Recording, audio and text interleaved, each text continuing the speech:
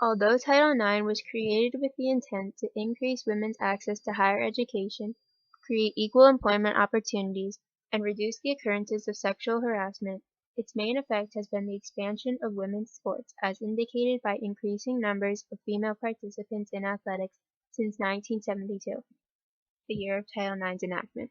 While there is concrete evidence of the progression of women's sports, there still remain large discrepancies between women and men in the areas that Title IX aimed to fix.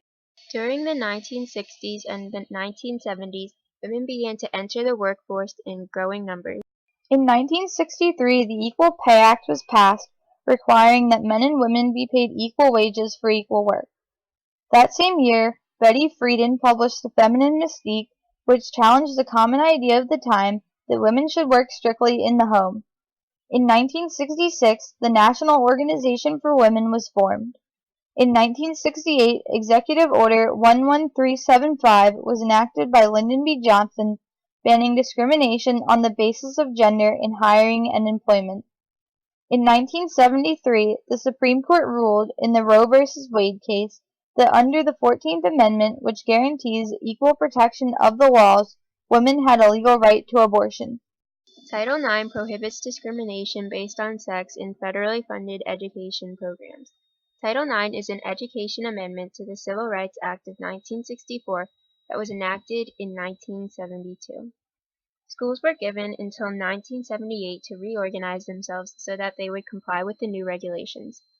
Violation of Title IX and refusal to comply by its regulations results in the removal of federal funding. While it does not specifically mention the word sports, people most commonly associate Title IX with changes in athletics. The following clips are from a year-long series created by the National Collegiate Athletic Association, in which they asked prominent figures within collegiate athletics to answer the question, "What does Title IX mean to you?" Title IX is really about adding opportunity, providing opportunity. It's about validation of an entire gender. An opportunity for women. That is all it's about.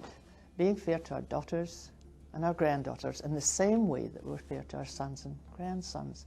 Title IX means I was given an opportunity to help young women participate in sports, something that I was not afforded the opportunity because I was pre-Title IX.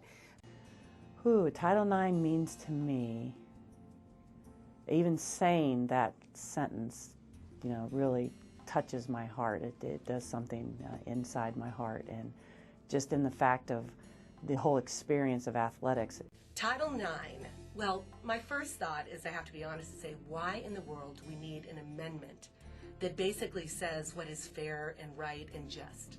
I mean, I have found out that one of the most frustrating things in this world is to have been given a gift, a talent, and not be given the opportunity to express that gift. It's really about action.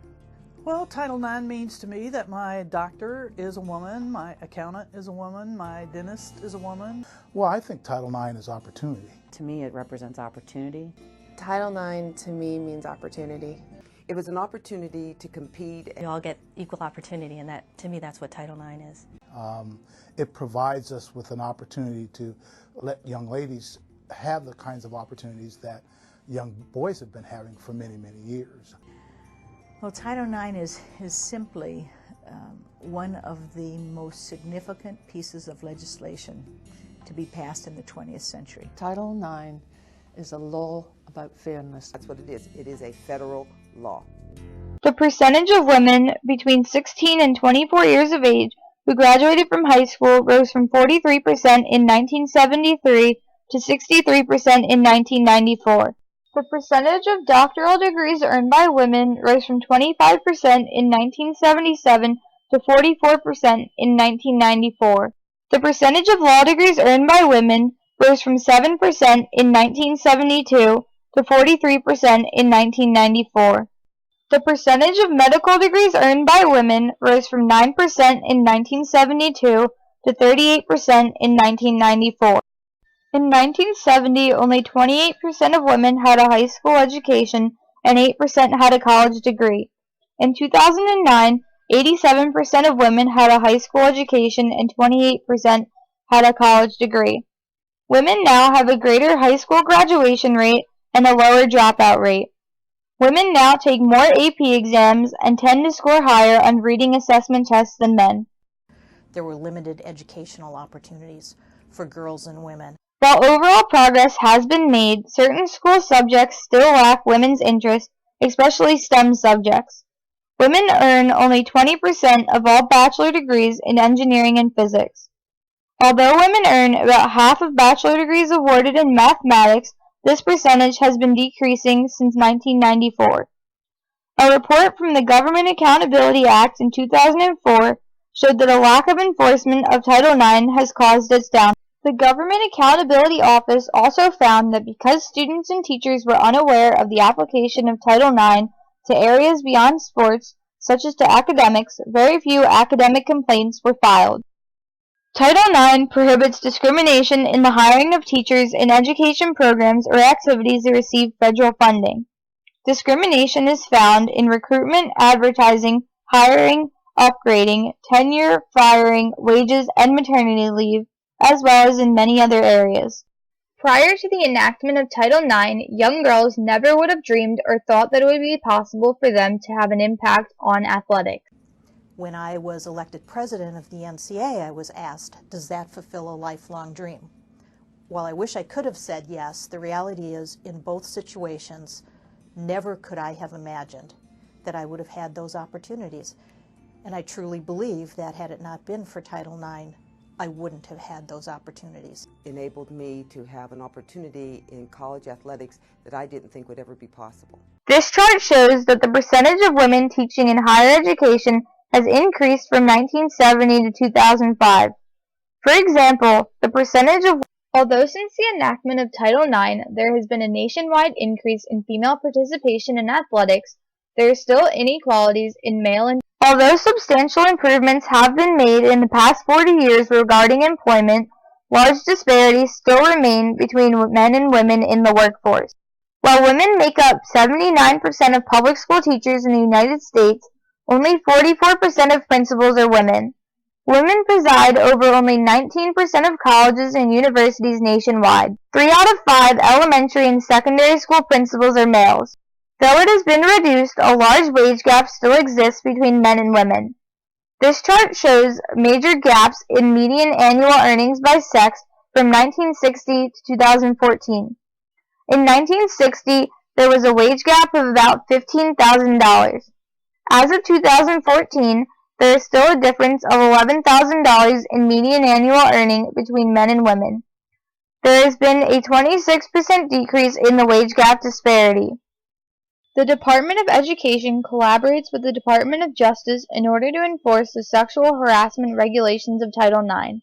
The departments have made progress in the following areas: affirming that Title IX prohibits sexual harassment by both students and teachers and that schools must take the necessary steps to address and correct the issue, making it clear that sexual harassment includes harassment based on both biological sex and failure to conform to societal gender norms, protecting the disabled against sexual harassment, and establishing school-wide systems that address sexual harassment and tend to create extensive change. In the Davis v. Monroe County Board of Education case in 1999, the Supreme Court ruled that Title IX covers student-on-student harassment in addition to teacher-student harassment. Harassment must be severe and offensive to the extent that it deprives the victim of access to the benefits of education. The JL v. Mohawk Central School District case in 2010 made it clear that Title IX prohibits not only discrimination based on biological sex, but also discrimination when a student's appearance or behavior does not conform to gender stereotypes. The Lopez v. Metropolitan Government of Nashville case in 2010 increased the security measures on special needs buses, implemented a reporting system, and provided training for monitors and drivers involved in the transportation of students with disabilities.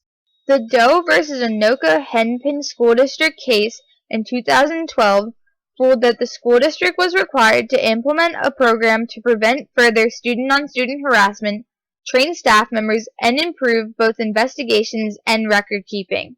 Despite the efforts of the Department of Education and the Department of Justice, sexual harassment is still a major issue nationwide. Approximately 20% of women are sexually assaulted during their college years. Nearly 90% of sexual assaults at universities go unreported. Currently, Title IX is enforced by the United States Department of Education's Office for Civil Rights. The OCR created a three-pronged test to assess schools' compliance with Title IX. Schools must meet at least one of the three prongs, which are: the school must show that the athletic participation rates by gender are within 5% of the enrollment rate for that gender. The school must provide evidence that it has a history and current practice of program expansion for girls, or the school must demonstrate that it offers an athletic opportunity for girls if there is sufficient interest and ability in a particular sport. This chart shows the total number of women's high school sports teams from 1971 to 2014. The number of women's high school soccer teams in the United States, which has experienced the largest increase out of all of women's sports teams, increased by about 41,000% from 1971 to 2014. From 1971 to 2014, 11,326 women's soccer teams, 6,576 women's swim teams, 14,190 women's cross-country teams, and 9,699 women's golf teams were created in the United States. These increases in the number of female teams are due to the increased availability of funds for women's sports teams, the weakening of the stigma that playing a sport makes you a tomboy, and the overall acceptance of women participating in athletics. This chart shows the total number of female participants in individual high school sports from 1971 to 2014. The number of female soccer participants increased by about 54,000% from 1971 to 2014. In the Jackson versus Birmingham Board of Education case, a high school girls basketball coach was fired for complaining that his team was receiving inferior treatment. The Supreme Court ruled that a school district cannot retaliate against an indirect victim of sex discrimination who brings a Title IX case against a school district. In the Favia versus Indiana University of Pennsylvania case, a U.S. District Court ordered that the women's gymnastic and field hockey programs be reinstated after being eliminated. The District Court ruled that financial considerations do not justify the school's actions. Mia Hamm was born in 1972, the year that Title IX was enacted. Hamm's career gives evidence that Title IX has made a difference. At the age of 15, she became the youngest player, male or female, to ever join the national team. In 1989, she began attending the University of North Carolina, and while she was there, she led the school's soccer team to 4 NCAA soccer championships. In 1991, the United States team participated in the first ever Women's World Cup in China. The team's victory opened the door for women's soccer in the United States and marked the beginning of a new wave of popularity of soccer among young girls. In 1996, Hamm led the United States Olympic team to the first ever gold medal awarded in women's soccer. From the year that the United States won the first Women's World Cup to the year that they won gold at the Olympics, over 2,000 new women's high school soccer teams have been formed in the United States.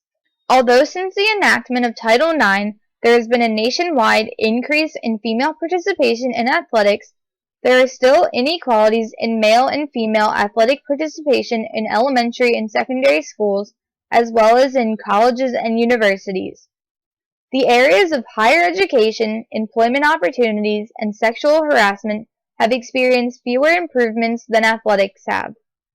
One possible reason why these areas have not experienced very significant improvements since the enactment of Title IX is that they are much harder to impose regulations on than athletics. In athletics, you are able to create quotas that must be met or else there will be consequences. On the other hand, while it is possible to pass laws aimed at preventing sexual harassment, it is nearly impossible to regulate it. From 1971 to 2014, 11,326 women's soccer teams, 6,000